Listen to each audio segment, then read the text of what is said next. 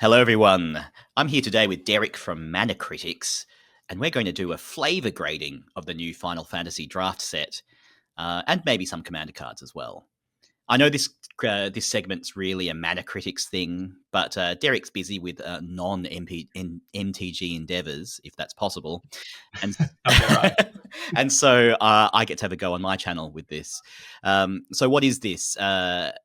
This is stealing, perhaps borrowing from the famous limited Yeah, borrowing. resources grading scale of cards of A plus to F, but not for how good a card is in draft, but how flavorful a mechanic in a set is. We're not going to do every single card because that's way too much effort. But we're just going to hit the main mechanics that the set is giving us. There are three sort of ways we grade them, and that's: is the mechanic resonant, is the mechanic fitting, and is the mechanic fun. Resonant means how well does the flavor convey the actual gameplay of the mechanic. So another way of putting that is, once you know what the mechanic does the flavor help you understand it or remember how the mechanic works? Or for the really good ones, does the flavor alone tell you what the mechanic does? The most obvious example of that is flying, which even beginner Magic players would understand straight away. And so this one is kind of beyond that A to F scale. It's really an S tier mechanic. It's the best mechanic. Mark Rosewater has said so, and I think on these chats we've said so as well. Flying's great. It's so obvious what it means, and I've had this experience teaching people Magic, and immediately they understood what flying was. And so that's a wonderfully resonant mechanic. An A in resonance rather than an S tier might be something like Death Touch. If it does damage, you die, or the creature dies. Well, a further Death Touch might be if the player dies, but that's a different thing altogether. And a little bit OP for most applications. B might be Hexproof, where the metaphor is pretty strong, but it's not exactly clear what it does in game until you know the mechanic. But then once you know the mechanic, Hexproof is a very good reminder of what that mechanic does. And all the way down to F for mechanics that really tell you nothing. Something like Cypher, which we've talked about before. That's exactly what I was thinking. It's a terrible mechanic. It's hard to use, and it makes no sense why that word connects to the mechanics. I'm not going to go through it. I'll put up a card, and you can look at it now. Nope. The next category is fitting. So how well does that mechanic fit in with the themes of the set? Now, obviously, we're dealing with a set that's not just a world, not just a creation that's new, but it's 30 years or over 30 years. It's older than Magic, Final Fantasy.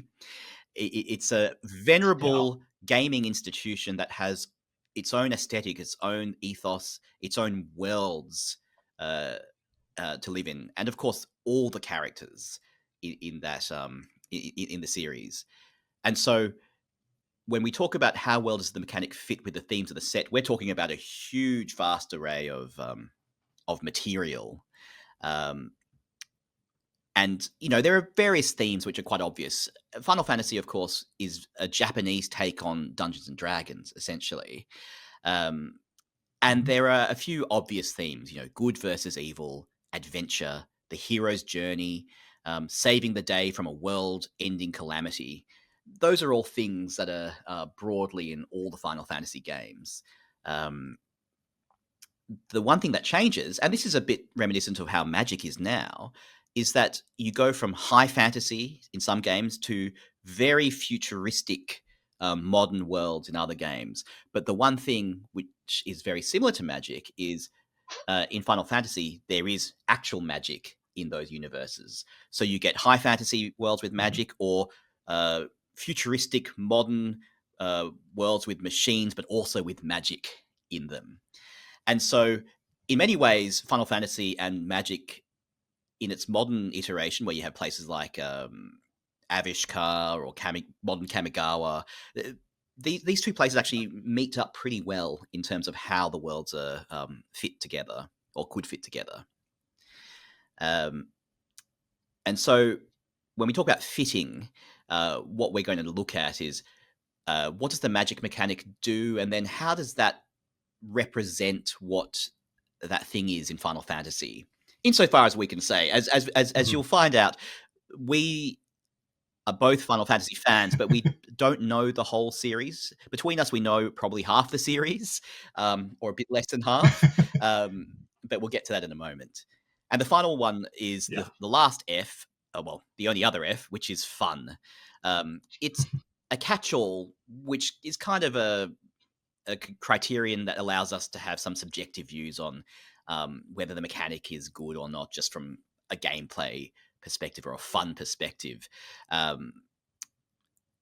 And for example, some mechanics might be fun, even if the link between the mechanic and the flavor is a bit complicated or it's not quite obvious. But the fun factor means that, you know, we'll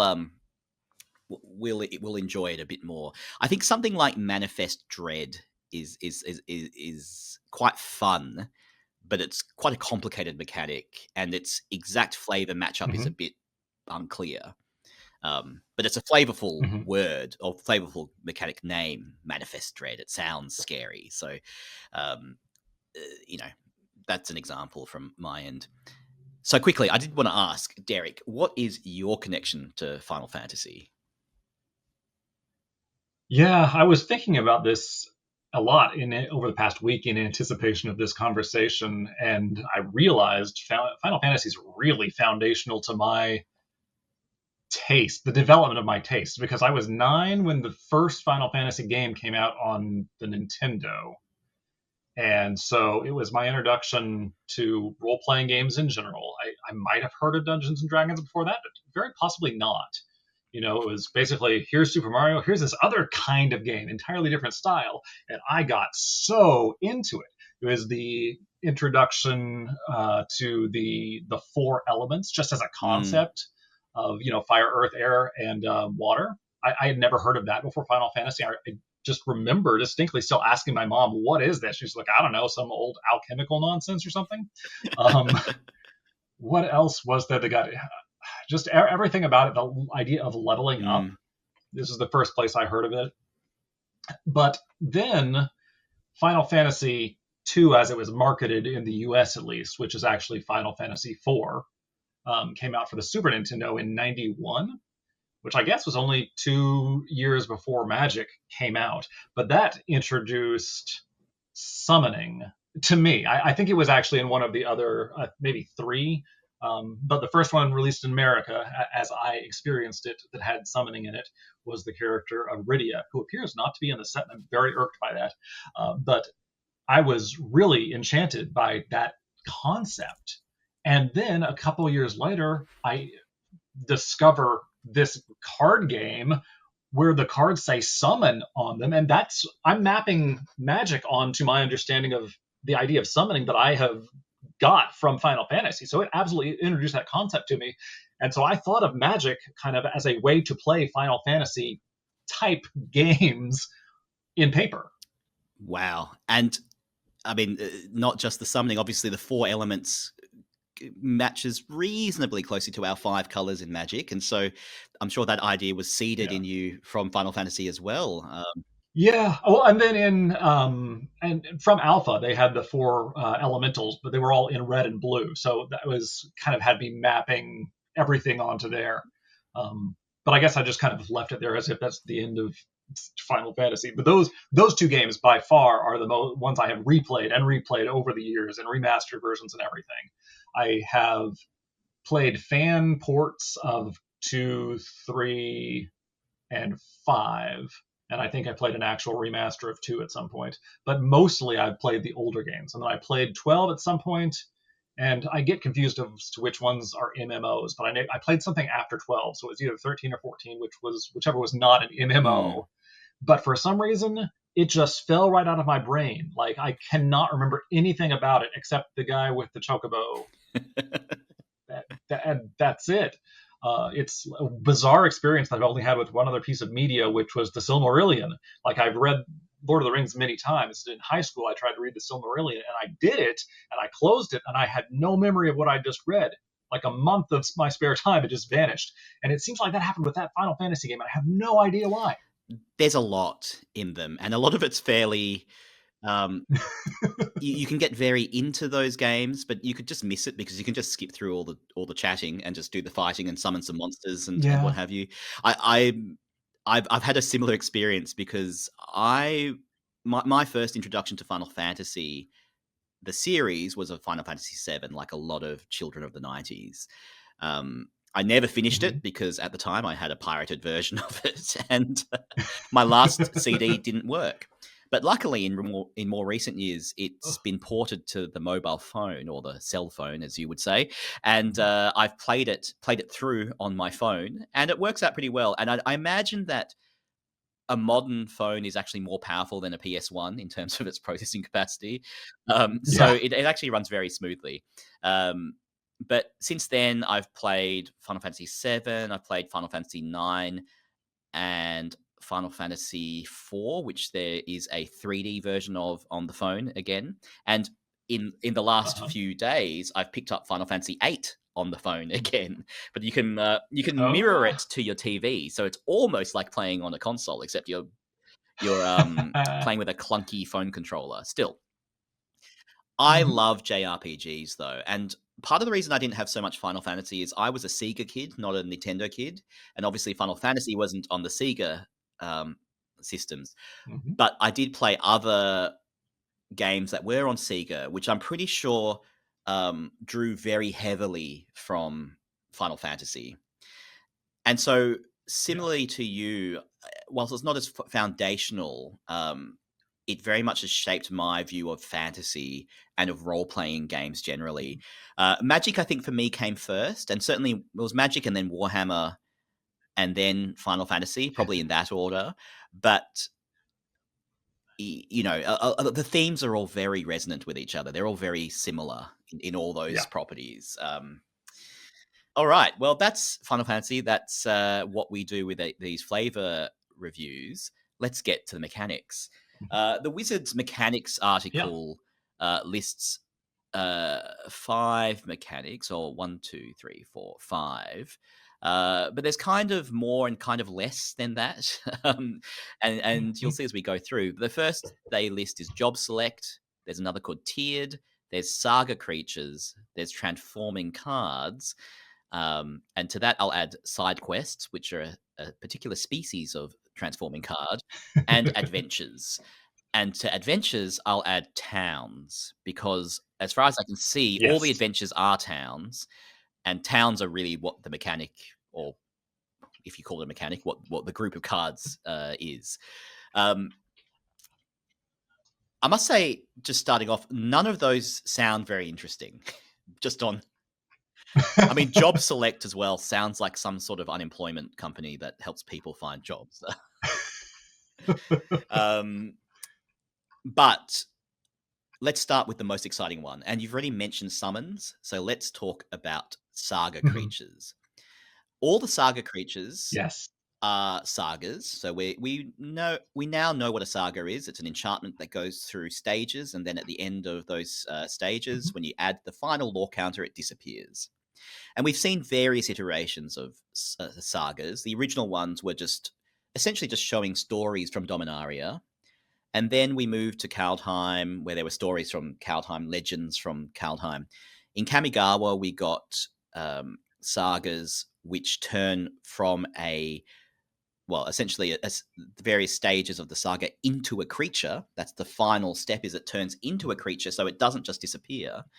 And that's particularly resonant because in Kamigawa, there's a sort of magic where storytellers retell old stories and then somewhat embody the spirit of the thing that they've that they were telling the story about. And so that's almost literally shown in the cards, and that's somewhat similar to what these summons are. And we've seen other sagas come back. They pretty much happen every 2 sets or so. We get sagas, and they really are, like, I think, the most flavorful mechanical development of Magic in recent years. It's just a really good way of telling a story. and having magic associated with the story. And so what are these Saga creatures? We'll open one up. We'll have a look at Bahamut, who is the kind of the headline one in many ways, partly because he's the mythic. Yes. Partly because he's or it's a mythic and it's colorless, so it goes anywhere. But also, if anyone has played Bahamut's in Final Fantasy VII, but they note this one as being a Final Fantasy X card. I feel like it shows up as a summon in 4 as well. I could be wrong. I think that the reference to 7 really must be in the appearance of the creature. But here we have Bahamut. When he comes in, he destroys up to 1 target non-land permanent. He does that the next turn. He draws 2 cards, and then he does Mega Flare, which, when you play the games, often the name appears somewhere of the great effect they are enacting. And here, what it says: the creature deals damage equal to the total mana value of other permanents you control to each opponent. And he's a 9/9 flying. The difference between these sagas and what we've seen before is these sagas are creatures on their front side. So they come into play and they are creatures. They can be attacked, or not attacked. They can be dealt damage or destroyed, but they can then attack. And they also have all the effects they have. Obviously, in Final Fantasy, being a combat game, you summon a monster, or you summon they are called different things. They're gods, they're guardian forces, they're summons. They all have different terminology depending on the game. But you summon this creature, this monster, this god, and they fight for you. And the screen turns into a cutscene, at least with the more from Final Fantasy VII onwards, it turns into a cutscene, and this monster deals huge amounts of damage and destruction to your enemies.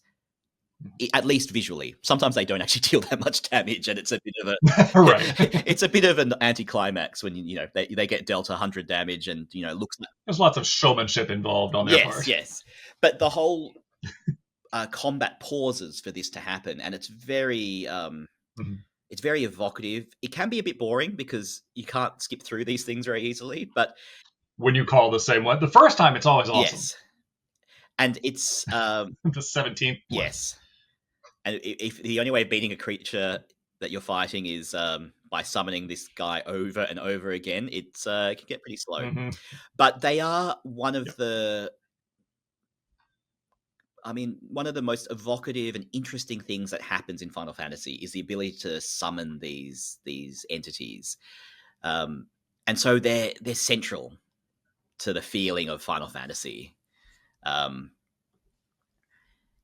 And now we have these cards, and really, I would say these are the headline mechanics in the Final Fantasy set, these summons. So we'll look at another one. Let's look at Shiva, who is someone I have currently in my Final Fantasy VIII build at the moment. You get her pretty early in Final Fantasy VIII. But Shiva in Final Fantasy is an ice goddess. And so we see here that she has that classic sort of blue ice thing, which is tapping creatures down. And then you get to draw some cards and giving them stun counters.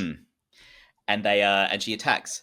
The other thing to say with these summons is that when you hit the final lore counter, they disappear, which is also quite resonant with Final Fantasy because you don't get the creatures forever; they disappear.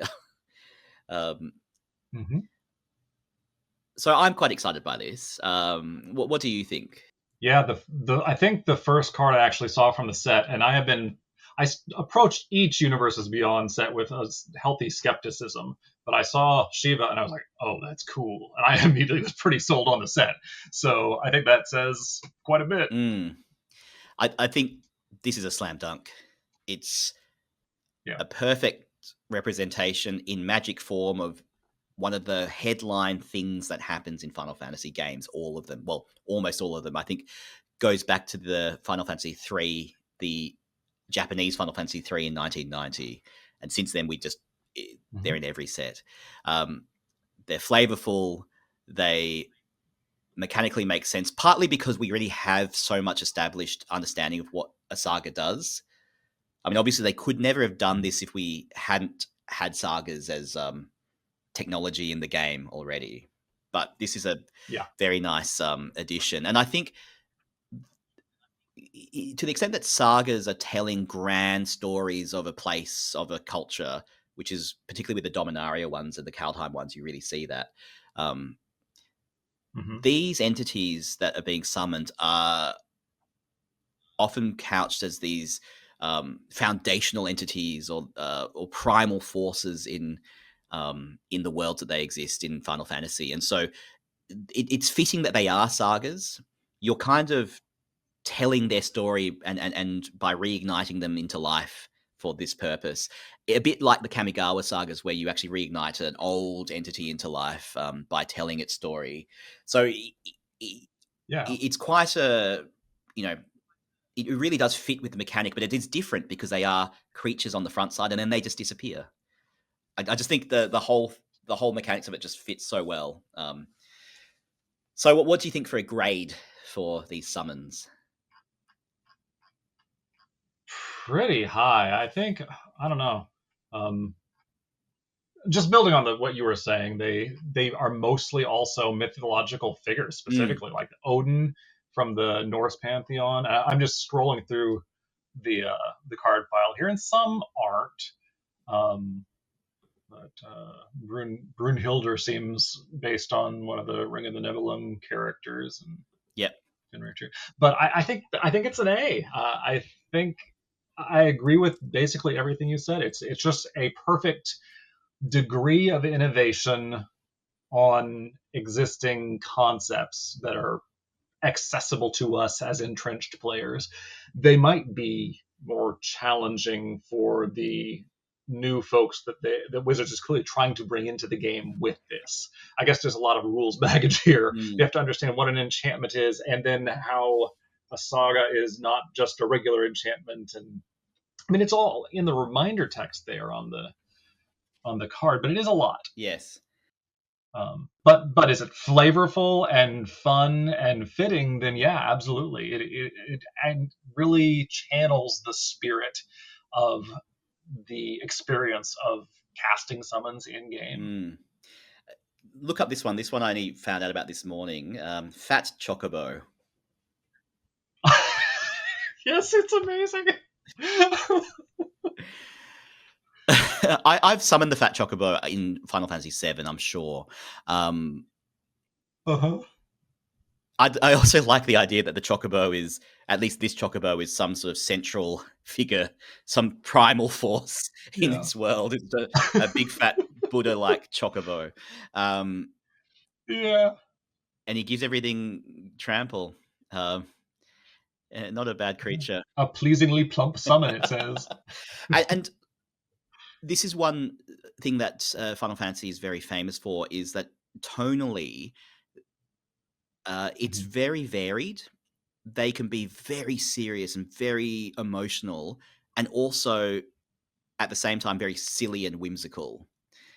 Magic is a bit, well, historically Magic was less whimsical, but as time's gone on, I think Magic's felt more able to be just outright silly for its own sake. So I think where Magic is right now actually matches reasonably well with where Final Fantasy is in terms of its tone. But Fat Chocobo clearly is one, more on the whimsical side. I think that's all pretty fair, but I have to immediately, I just go to retort. I'm very Fallen Empire is minded as a human being, but they're all the Goblin Karujarin, which I can never pronounce right. Those are some silly cards, and they're from 1994. True. There are silly cards, but ratio-wise, it was a smaller bit of the piece of the pie. But I also think in Magic, when it was being silly in those eras, those creatures were just inherently silly. They're kind of just non-serious things that existed in a serious world. Whereas in Final Fantasy, their silliness, how do I say it's different? It's like the serious characters go through silly moments themselves. As in, there's that very famous... it's like the end of some anime shows where they have the like chibi versions at the Yes, end. and I think that's something that Eastern art tends to do more. Is they don't care about tonal continuity in the same way that Western media tends to care. But I think Western media's gone that way as well. What with pop culture sort of moving a bit more towards being able to jump between genres more easily. But for example, just another Final Fantasy card, and we won't get into too much of this. How do specific cards match with specific characters or events? But have a look at the Final Fantasy commander version of Clever Concealment.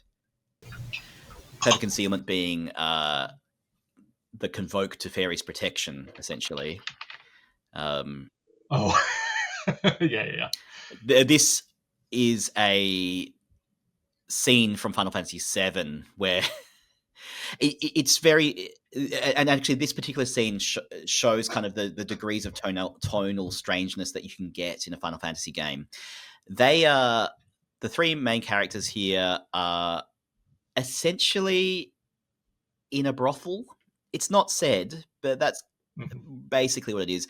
But they're doing something of a walkthrough to the big bad mob boss, so they can get into his mansion to get some information or something. And depending on how you play the game, I think different people can be chosen. So we have Tifa on the left and Aerith in the middle, and Cloud dressed up as a girl. I saw this cosplay at a Ren Fair just a few months ago. There you go. But it's a famous it's a famous moment, and it's both silly and serious at the same time because of the nature of what they're actually doing. Trying to break into a mob boss's place through his harem of ladies and what have you. But you can quite easily, as Cloud, be the one picked by him and end up in there when plainly. And this was also in the era of very bad graphics, like very bad 3D graphics. So it just looks atrocious in the original. Let's have a look at another summon, because this will take us into the next so-called mechanic. This is Clive, Ifrit's dominant. I've not played Final Fantasy 16, but Ifrit is one of the famous summons as well. He's a fire minotaur sort of thing. But here we have Clive, who is obviously a follower of Ifrit or what have you. And you can transform Clive into Ifrit the summon. So Ifrit fights a creature. Ifrit's a 9/9, and then the next two lore stages adds mana, and then he flips back into Clive. So obviously in the game, Clive either becomes Ifrit or channels him or something. So I imagine that's quite a nice one-to-one with the gameplay. But yeah, I read the summary. I haven't played it either, but I read it. Each of the 5 kingdoms or whatnot has this individual who is the dominant, who is kind of contains their nation's spirit. Yeah. And so we see a bunch of the dominants. There's one in each color, I think, or close to. And so here is a nice way of showing the Saga creature, the summon creature, although here not a summon because he's not been summoned. He's sort of been embodied into another creature, and the legendary creature himself. And I think that's just a nice use of it. Again, more and more technology. Yeah, it's like the Praetors from March of the Machine. That takes us to transforming, and obviously Clive is a great example of people transforming. Transformation is a major aspect of Final Fantasy, whether it's the weakling child becomes a hero, whether it's the hero becomes an even greater, more powerful hero, or probably most notably when the bad guy becomes a really bad, scary, worldy ending monster. And so maybe let's look at Sephiroth, who, again, this shows my Final Fantasy VII bias, but Sephiroth is the bad guy. There's a number of Sephiroths. It's Sephiroth, Fabled Soldier. In the story, Sephiroth is an engineered soldier who has DNA of an entity who everyone thought was just one of the primal entities of the world. So essentially good, essentially natural or nature-based, but in fact was an evil alien entity that wanted to destroy the world. And so Sephiroth doesn't know this, I think, at the beginning, but he finds out and then becomes himself kind of apocalyptic in his worldview. So Sephiroth has the classic Blood Artist text. But if the Blood Artist trigger triggers 4 times, or if it triggers 4 times, then you transform Sephiroth. Not triggers, if it resolves 4 times. And there you have Sephiroth, the one-winged angel. And he is, I remember in the game, he just becomes this giant, almost statuesque sort of thing. And because he's just broken at this point, he's just become this alien creature that's bigger than, bigger than the world itself. And he's got some pretty cool text. He's flying 5/5, still has the Blood Artist text. And then whenever Sephiroth attacks, you can sacrifice any number of other creatures. If you do, draw that many cards. So classic black stuff. Classic for Sephiroth, who wants to take over the world and rule everything, and will do anything to get there. So very nice match. But it's this example of transformation. Of course, transforming double-face cards are not a new thing to Magic now. But this is very good use of that technology, I think. We'll look at another one. Have a look at Ultimecia. And I'll let you take the running on this one, in that we haven't talked about this, but I want to see what do you think. And this one is from 8, and I haven't played 8, so I don't know the character. But all right, 3 blue, black. Whenever Ultimecia enters or attacks, surveil 2, and this is a 4/5. At the beginning of your end step, you may play 4 blue, blue, black, black, and exile 8 cards from your graveyard if you do transform Ultimecia. So it's a fair cost. Into Ultimecia Omnipotent, yeah. For a 7/7 with menace and time compression, when this creature transforms into Ultimecia Omnipotent, take an extra turn after this one. This is an uncommon that gives you an extra turn. I understand it might be the very first uncommon time walk ever. Yeah. That's wild. Have you encountered this character in game? No, they talk about a sorceress. I imagine it might be her. But she, I mean, you look at that backside to any new Magic player, but even to old heads like yourself and I, you look at that and go, "Wow." Yeah, that is something. It's a lot of cost. You need to have 8 mana and 8 things in your graveyard. And she has to survive the turn to get there. There are actually two other cards, flipping cards that I think, because of the particular games that I played a lot and identify with, that really struck me as cool.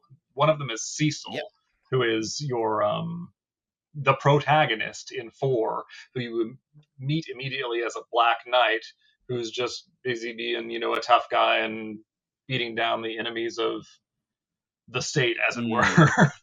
And the game is his transformation into Cecil, redeemed paladin. And so we see him starting out as a Death Toucher who causes you to lose life, and eventually turning into a lifelinker who gives other creatures indestructible. And that's beautiful. That is such a great use of the transforming card. The other place I was kind of looking for it and have not seen it is with the characters from the very original first Final Fantasy game. And the kind of big cool thing that happens halfway through that game is your Black Mage gets upgraded to a Black Wizard. They all go through this transformation. Whichever classes you chose, they all turned into something cooler. And it does not appear that that's represented here in the game. Those characters are represented elsewhere, different mechanics that we'll talk about shortly. But they did write by the Final Fantasy IV character, at least. Yeah, that's cool. And also the art's quite... It's very reminiscent of old school high fantasy art, isn't it? That's a Bob Franzetta style of art. Yeah. Yes, which you see there's a secret lair, second secret lair, I think, of Franzetta art right now. That's why it was in my mind. Yeah. So there was another one, Balamb Garden Seed Academy. Yeah, it's a town. This is a transforming land. A bit like we've seen in Innistrad. There have been some lands that transform there. We'll talk about this more when we talk about towns, but when you transform Balamb, which is a place where people learn to become mercenaries, essentially. It's a school, a mercenary school. It becomes an airship. Okay. But that's a neat little one-to-one to things that happen in Final Fantasy as well. So what do you think about the use of transforming double-face cards in the Final Fantasy set? There's clearly some excellent uses of it. I mean, it's such a simple concept at this point. I mean, it seems so simple since we've seen it so much. But certainly with the characters who have transformative arcs, I think they are quite good uses. Also, Garland and Knight of Cornelia I'm looking at as an uncommon Rakdos, who is the first enemy you encounter in Final Fantasy I. And as I recall, also the final boss. And this is both sides of that. And that's... Yeah, I love those. And it feels like we almost ought to be considering that separately than, well, I don't know. There's just so many different types of transforming cards here. Has there ever been this variety in a single set? Because usually when they show up, it's like Zendikar, it's transforming lands, and there's usually just more unity of purpose. I think with such a broad source of material as Final Fantasy, where transformation is fundamental in many ways. Yeah. I guess that's the key to it. That you will have lots of different things. And I like that they went so far to not worry about the mechanical complexity of it all, but to really just focus on, well, what's cool about Final Fantasy? These are fun, they're just fun. I kind of feel like, is it unfair to call this an A because it's just so sort of simple and trivial, but like flying is the S tier mechanic because it's so, it feels obvious, right? I hate to give 2 A's out in a row. That feels like I'm doing it wrong, but that's my inclination. Yeah, I'd call it an A as well. I think it's a really good, and maybe it's obvious. Maybe this is always what you would do, but we can only judge what we see, and it's really fitting, it's really resonant, and it's really fun. Yeah. Okay, so we're going to talk about the side quests separately? We'll talk about the side quests now. So let's look at Catch a Fish. Catch a Fish is a side quest. So let's have a look at what it does. It's an enchantment, 2 and a white to cast. At the beginning of your upkeep, look at the top card of your library. If it's an artifact or creature card, you may reveal it and put it into your hand. If you put a card into your hand this way, create a food token and transform an enchantment. So if you catch an artifact or creature card, that's quite funny because often, you go fishing and find a boot or what have you. You could find your Swiftfoot boots with it. That counts as catching the fish. So you get the food. Even if you catch a boot, you still get the food. And then you transform. And then you get a land. Add 1 white. And you can sacrifice an artifact to put counters on things. So, side quests are an important part of all RPGs. There's the main quest you go on to do the thing, save the day. And then there's always these other random things you get to do on the side. The classic one in Baldur's Gate is clearing out the dungeon, clearing out someone's basement, which is infested with rats. But obviously in Final Fantasy 15, you had to catch a fish. And so I get what this is pointing to, but I don't like this implementation. Yeah, I think this is part of this theme that we've been chatting in anticipation of this episode, and we kind of broached the subject of wizards in other universes beyond sets pulling in a reference to game mechanics.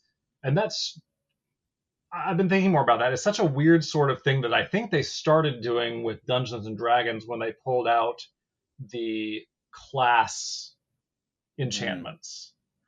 And it seems like such a weird premise that, okay, we're going to adapt this beloved setting, and we definitely want to make sure and get the characters that people love and the places people love and the plot points people love, but let's also make sure that they remember it's a game and reference the menu, like in battle menu in this set.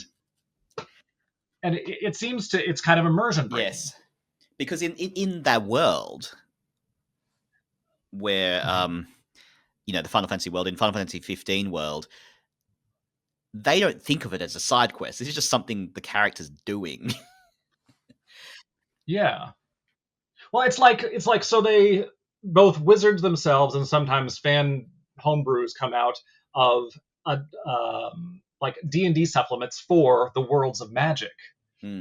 But you don't have in the Zendikar supplement for Magic where it's talking about the Hedron fields, and here's how you can pretend to be playing a card and tapping it in D&D, right? You take the setting and you port the setting over. I don't know why you'd want to make these mechanical references, other than that it's like a clever, haha, I get that. Yes. Which, I mean, it does give you that little fun moment of, hey, I recognize the thing, but I don't think it's worth it for my taste to get that little joke and then have that kind of permanent immersion, that repeated immersion breaking moment every time you play that card. Yeah, me too. I am not that much of a fan of it. I get it. I think it's a bit fun. I don't think it's resonant though, because it doesn't. Right. It doesn't resonate with something that exists in world, either in Magic or in FF7. Like the catching a fish, sure, that's a thing. But yeah, why the side quest? Why is that even noted as part of the title? That's just a gag. Why is it an enchantment? It's not magical at all. He's literally catching a fish. And the same as classes, they are enchantments.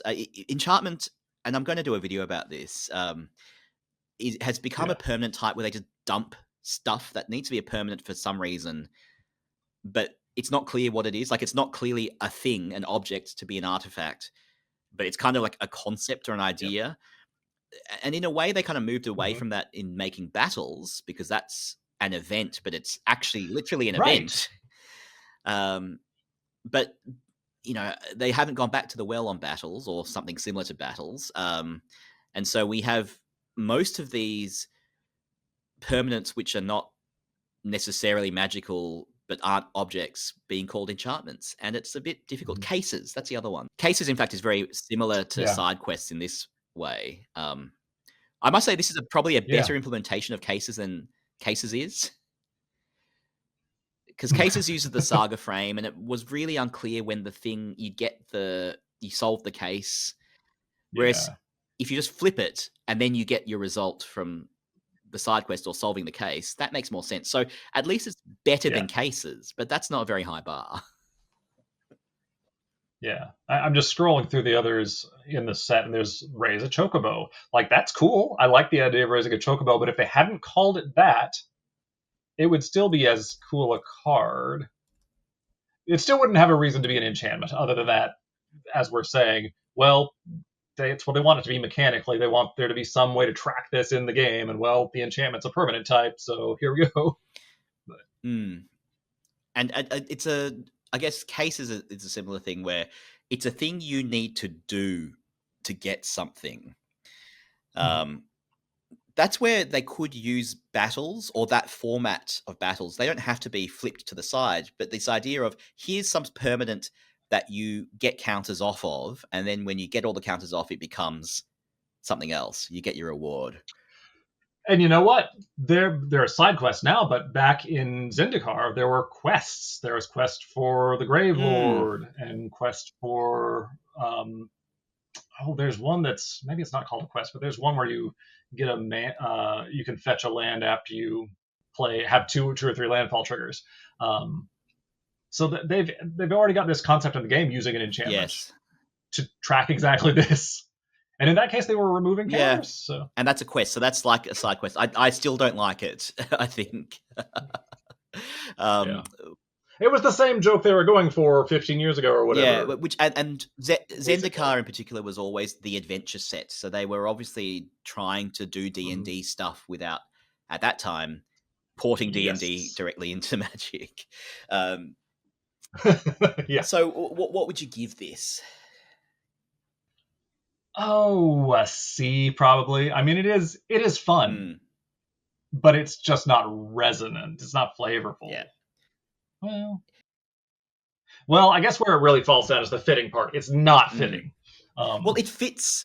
It's medium resonant and it is medium fun. It fits the theme of Final Fantasy, but does it fit into Magic in the other direction? And I think that's the hard thing. And Magic. I think Magic does need to start dealing with putting mini games and quests into the game just for its own game design, but also to do something new. But I don't know if this is the way to do it. It's funny, though. If it weren't an enchantment and it weren't called Sidequests, we might like it. But I agree. I think it's a C. Yeah. But then it would be, I think the reason they did it probably is the same reason they put the word flurry on all those Jeskai cards. It takes you longer to notice, there's a theme here, there's a cycle here. Yeah. It's really just calling it out and saying, hey, that's this set of things. But yeah, I don't care for that bit. Yeah. We liked flurry though, so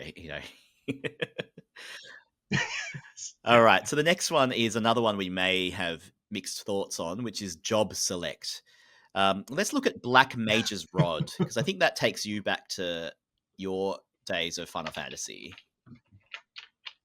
Yes, indeed. They have one of these for each of the 6 classes that you could use in your starting lineup in Final Fantasy 1. And so... And many others, but they have at least those 6 represented. Yes, and this is going back to what we said about Dungeons and Dragons. Classes are a major part of some Final Fantasy games. They're not in all. They're not in 7. They're not in 8, really. But they are in many of them. And classes, of course, derives from the famous class structure from D&D. So how do they do it here? Job select. When this equipment enters, create a 1/1 colorless hero creature token, then attach this to it. And then the equipped creature gets +1/+0, and whenever you cast a non-creature spell, this creature does 1 damage to each opponent, and it's a wizard in addition to its other types. So it becomes a wizard, Harry.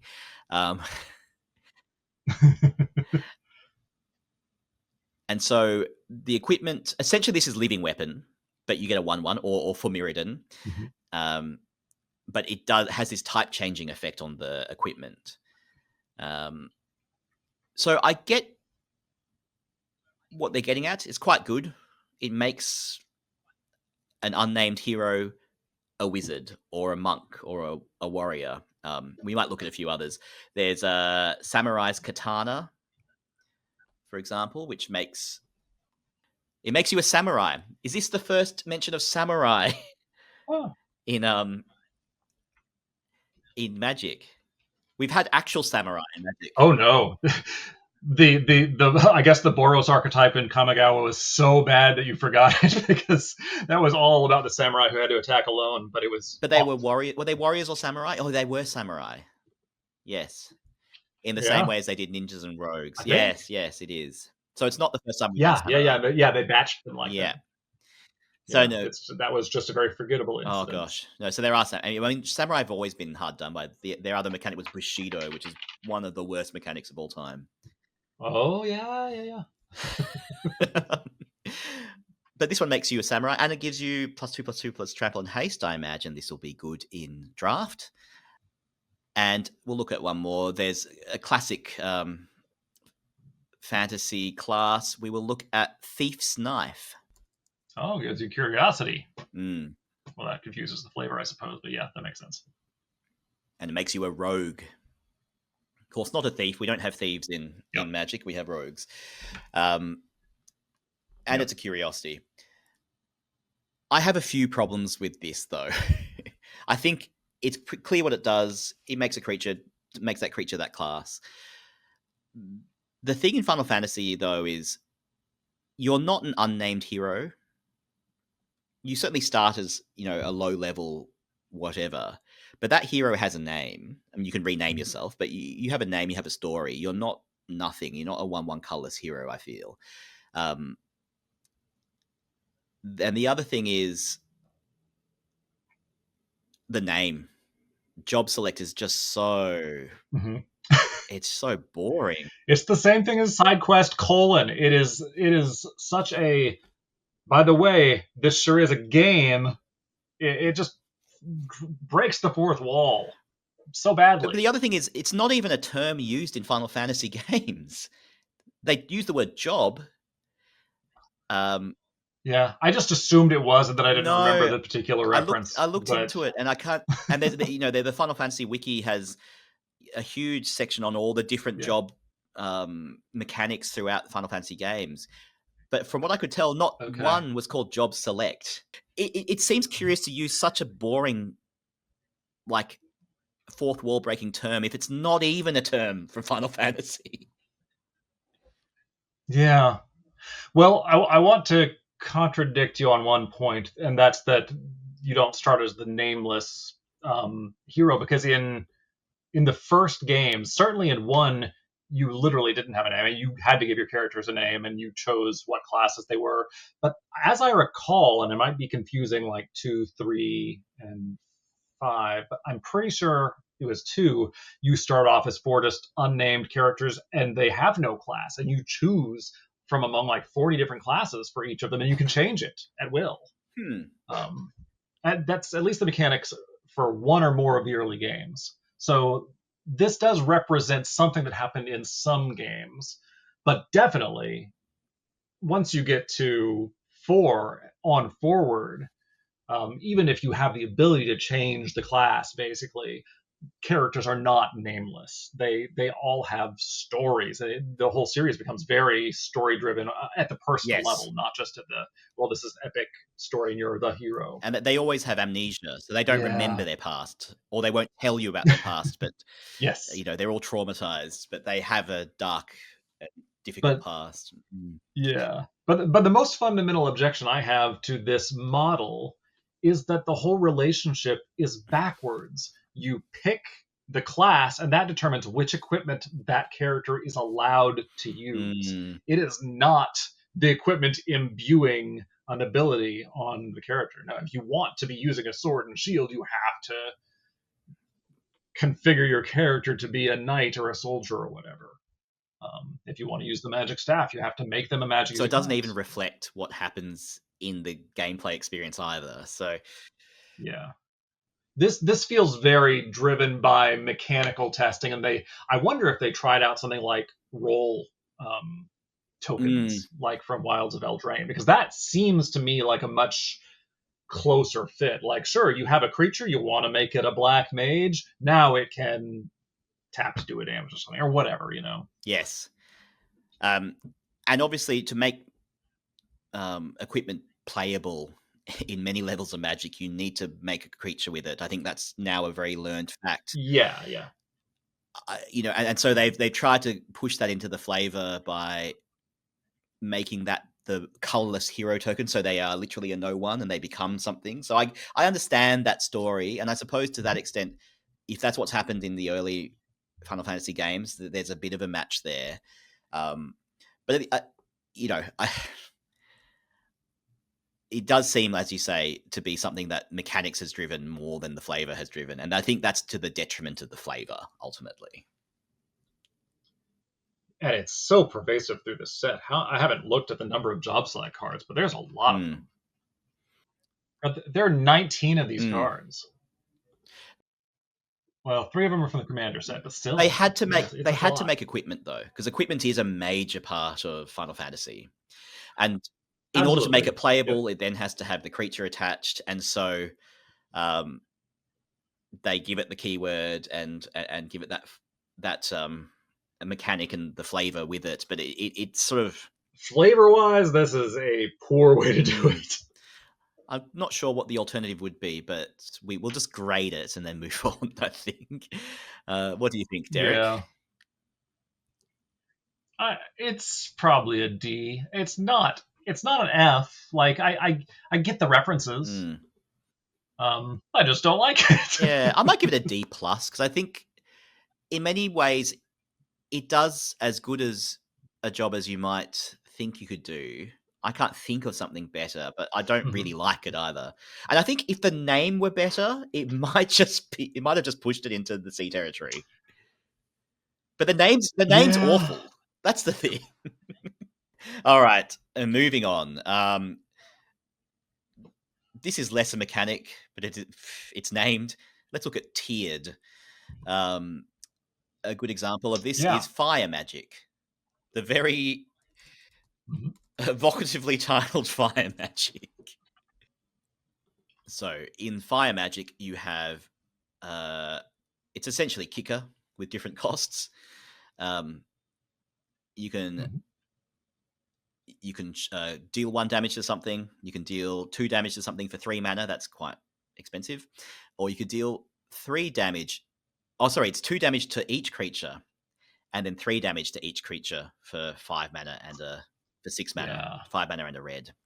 Oh, that is. Oh, I misread that at first too. They're all to each creature. I have a problem with this straight away. Yeah. But I'll explain what this is for those who don't know. In Final Fantasy, there's a lot of elemental magic, and the names go in this way and the names correspond with the power of the magic they're using. So if it's fire magic, it's just called fire. And then using some sort of strange Japanese English mishmash, the next level is fire, and then the final level of it is Firaga.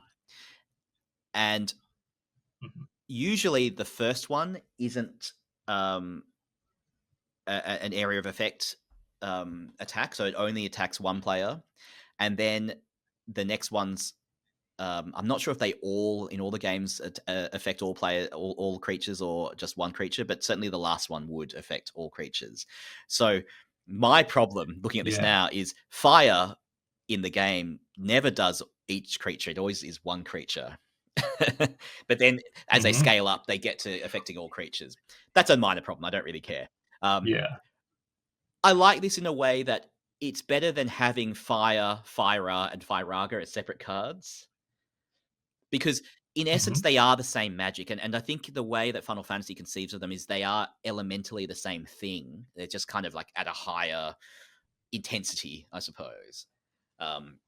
So to slam them all together into one card is a neat way of doing this. And then, of course, obviously, we use the classic kicker is every mechanic as a way of doing it. So it's pretty neat. Tiered as a word, I mean, it describes what it is, but it's not very flavorful at all. Again, job select kind of thing. And it's also not a word used in Final Fantasy games that I've played. Right. Yeah. Where did that come from? Why couldn't they have just put the reminder text there as the text and just say rules text, choose 1 additional cost?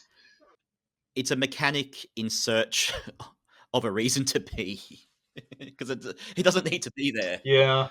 This feels like one of those things where the rules as written right now, which have to be interpreted by the Magic Online engine and by the Magic Arena engine, they probably just needed it to have a keyword in order for those things to parse it correctly. And so, well, they called it this, but it's inelegant. Yes. But I like the execution because elemental magic is central to Final Fantasy games, and this tiering, if we're going to use their word, of the elemental magic is also central. Yeah.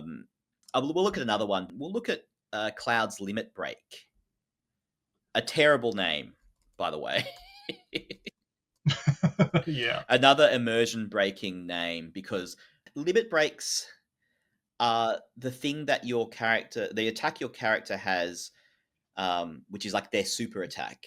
And depending on the game, in Final Fantasy VII, you build up your limit bar as a separate bar throughout a combat, and then when you get to a certain stage, you then hit them with your limit break. So I think it's another sort of Japanese term of English. I'm sure in Japanese it's actually called just limit break or something like that. Yeah. It's in a whole category of terms that they've introduced in various Final Fantasy games that feel like overly literal translations of terms, and so they have no resonance, not terms of how it's been ported to Magic, but just playing a Final Fantasy game. That term, when I first saw it, had no resonance. Like, what does that mean? And it still doesn't mean anything to me other than that's what they call it in this game for some reason. Yeah. And I think in game, as in the worlds, I don't think they talk about having limit breaks either. So here, what happens with your limit breaks in Final Fantasy VII is as you go up certain levels and as you meet certain milestones, sometimes it's having certain weapons equipped or having done certain things a number of times, your limit break then becomes more powerful. And so Cloud's limit break here is tiered in the same way. The tiered mechanic, whilst it makes sense and it kind of reflects what happens in the game and happens in world a bit, it's just, it's kind of meh. Yeah. We'll give this one a D as well. I think I'd go C. I don't know. You might be right. My initial reaction to this was delight. I was like, oh, I get the joke and it's cool. But then having that word tiered in there, which doesn't appear anywhere else, and not until we were actually, I mean, I've looked at these cards a number of times before, and it wasn't until right now when we're looking at them that I appreciated that the Firaga thing doesn't change from the single to multi-targets. And that bugs me so much because I just remember playing the first game and being so excited when I realized I could target everything. I might be misremembering, but I feel like the more powerful versions in the first game, you could either have a really powerful one shot or you can like press sideways to make it target everything. And the user interfaces were much less intuitive in that era. So just like stumbling upon that and feeling like a god, it was so cool. And this is probably another thing where they play tested it and it didn't work out. So instead, the fire magic is the all creatures and thunder magic is single target. So I get why mechanically they probably needed to, but that is a big. Yeah, you're right, D. Yeah. That's what I've talked myself into here. I mean, it is fun. It is fun to see all those there. It's just not done as well as you'd like, I think. Yeah. Okay, so I do love the art on the fire magic though with little black mage. Oh, great! It's great. And this is the thing: is like we're only attacking the mechanic. I think the actual card is probably better than the mechanic tiered itself. Oh yeah, Job Select too. I'm looking forward to playing with Job Select. It's just badly named, and it's just a flavor failure. It's not a gameplay failure. I don't think. We'll see when we actually play with it. But I'm excited to play this. Yes, me too. All right, let's have a look at the last named mechanic from the article, which is adventures, but really what they mean is towns. So let's look at the adventure towns. Let's look at Midgar, City of Mako. City of Mako is the main card, and then Reactor Raid is the adventure sorcery on the card. This is a Final Fantasy VII location.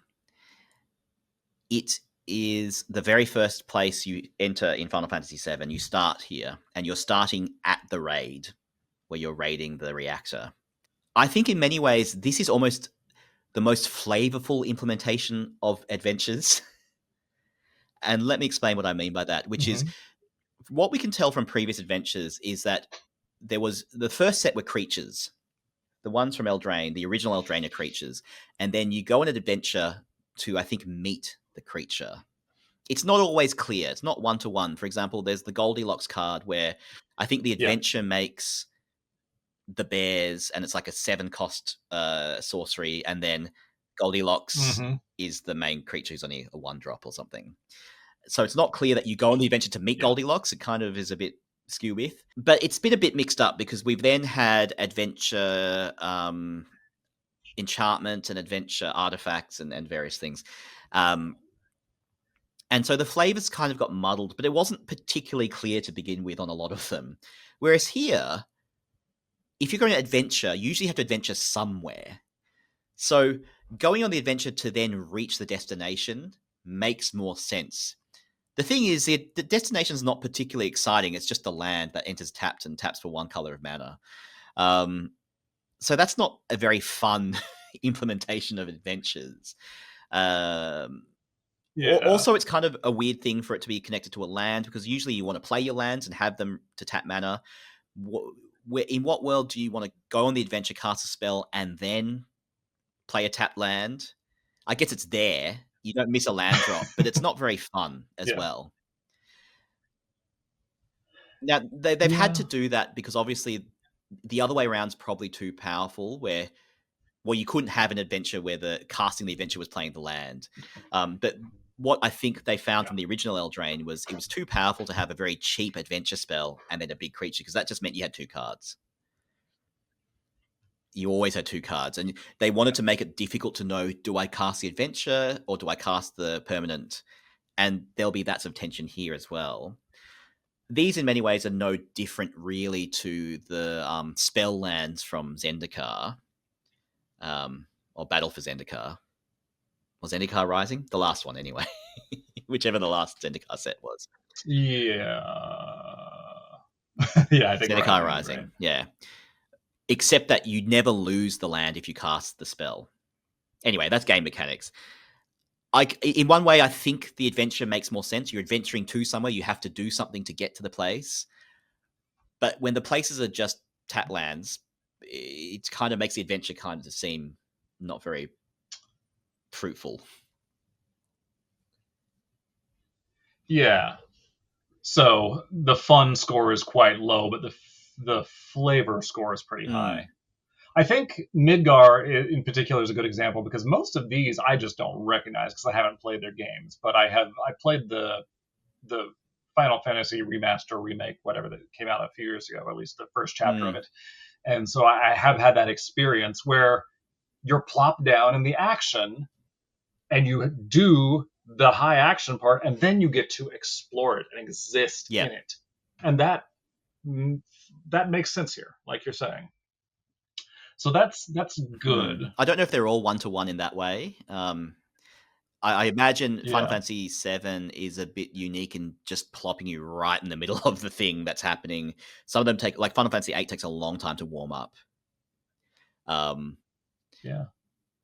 So it doesn't really figure in the same way. The other thing is, this is a town, which we'll get to. But one comment I'd make now is Midgar is a city. It's in the title. It's not a town.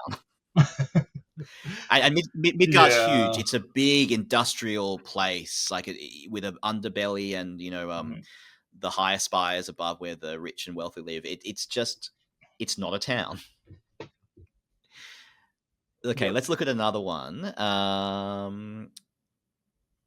We'll look at Zanarkand, Ancient Metropolis. I haven't played this one, but it looks interesting, and the flavor of it is cool.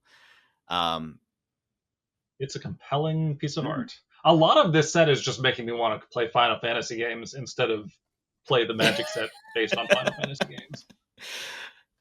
I'm doing both. But So I haven't played 10, but let's look at the flavor text, because it might explain what this place is. A city dead for 1,000 years, the end of Yuna's journey. And we can see on the right that there's the city in 2 parts. The city dead, crumbling, and then a live city full of light in the front half, or the first half of the picture.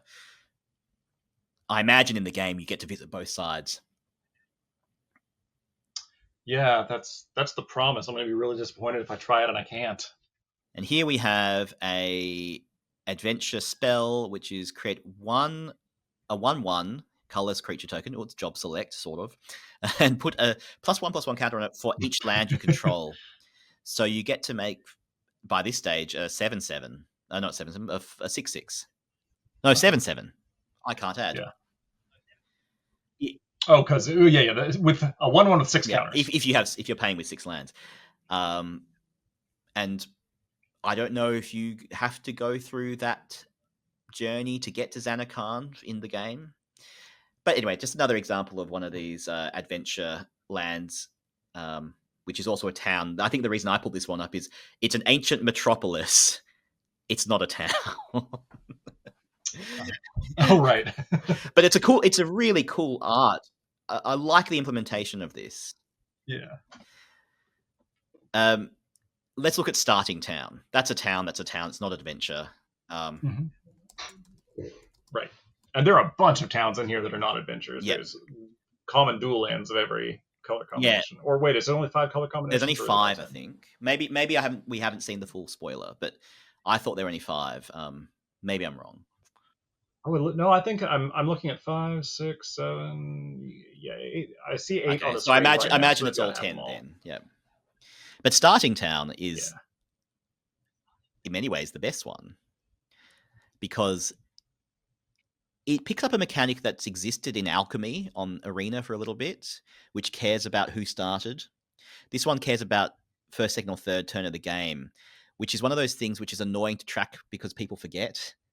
And that's why on a digital client, it does it automatically. There's no problem. But we had the Jace card from the latest Eldraine, which cared about which turn you could cast in. So obviously they decided we can manage this in paper. It's flavorful, this one, because in all the games most of the games you start somewhere. You're the little unknown person who starts in your town. And so, and that, because I suppose your future is unknown at that point, it has the City of Brass effect, where you get to tap it for any mana of any color, but you do 1 damage to yourself. And of course, because it's a starting town, it starts untapped if you play it early enough. It also taps a single colorless, which means you don't always kill yourself by using it for mana, which is nice as a game mechanic. I like it. I mean, lands are kind of hard to gauge always on a flavor. They have to have utilitarian function. But this is nice. I think it's got a nice throwback to, the town that the young hero starts up in, and it has a mechanical link to that, which I like. This is sort of a core memory unlocked moment, because I had forgotten this, but it mentions it's from Final Fantasy 1 at the bottom there. And when you start that game, you don't have the credit sequence or the title sequence at first. You have to complete sort of the tutorial area and cross the first bridge into the larger overworld, and suddenly you get the opening title sequence, and it's this vista rendered in like 80 pixels by 60 pixels with the beautiful MIDI harp music playing. But that's just a real kind of key image from that game. That's nice. Well, that's good then. I think that's a nice implementation. It's also a town that in its name is a town, so I'm happy with that. Yeah. A town with a very large castle, but it is a town. But yeah, we're loaded with these counterexamples of vector imperial capital town. Most of the towns are very city. Or Shah Lion nation. It's a nation of scholars, not a town. Or I don't know how to say this. GOHN Gon, Town of Ruin, which is a fallen down wall and a few fallen down pillars. It's smaller than a town. Yeah. The gold saucer, isn't that? That's a casino. Isn't that the brothel you mentioned earlier? No. It's a casino. That's in Midgar. But it's also a town. Yeah, not a town. Oh, okay. Yeah. It's not a town. It's a casino. It's a large casino. No, the brothel is in Midgar, which is a city, not a town. Okay. Some compromises have been made. Yes. And of course, This is definitely a mechanic that's driven by mechanics, not by flavor. Yep. There are cards that care about towns, as you often have when there are special card land types. Town Greeter is one. This might give you some memories back to your days of Final Fantasy 1. Yeah. Essentially, it's a Satyr Wayfinder or something. Is it Satyr Wayfinder? Yeah. Inoc Wayfarer from the recent set. So it helps you, hit your land drops, but you also can gain a little bit of life if it's a town. Why? Not exactly clear. Because I guess if it's just the plains, the town greeter doesn't have a job to do. But if he's in the town, he's got something to do, and he gets his. Yeah. But you can see one of the little black mages sitting there in the art. Yeah, he needs the tax infrastructure to do his job. They certainly went with a more kind of classical fantasy style for the FF1 cards. So I like that they did try to match the art style to the game. It might lead to a little bit less set cohesion, but we're dealing with a game which has gone on for 30 plus years. Like, they can't really be that cohesive in that way. The other one, which is a fun one, is Poo Poo. P-U-P-U. I haven't got to this stage in FF8, but I was looking into Poo Poo, and Poo Poo cares about towns. That doesn't, from what I can tell, that doesn't exactly matter in the game. But what the UFO Poo Poo creature does is it's always sucking up features of the landscape when you meet it. So in one stage, it's sucking up a pyramid, and obviously it's a collector, so it kind of does the reverse. Rather than collecting, it kind of does the reverse. It kind of lets you put stuff back down, because I think it does drop things as well.